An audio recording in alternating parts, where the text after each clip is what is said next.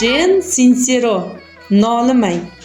Ishoning, mendek bir miskin moliyaviy ahvolni yaxshilay olibdimi? Siz ham aniq eplaysiz, deydi Jen Sincero.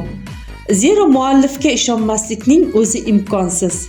U 40 yoshgacha garajda yashab kun ko'rgan, ikkinchi qo'ldan o'tgan eski-tuski kiyimlarni kiyib yurgan va hatto tishini davolatishga ham pul topolmagan.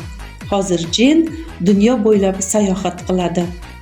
Uning kitobi moliyaviy fikrlashni qayta sozlash usullari va strategiyalarining eng muhim mohiyatidir. Qo'lingizdagi kitob nafaqat daromad sari eltadigan yo'ldagi psixologik to'siqlarni olib tashlaydi, balki eng mardonavor maqsadlarga erishish uchun kuch-quvvat beruvchi energetik tepki ham tushiradi.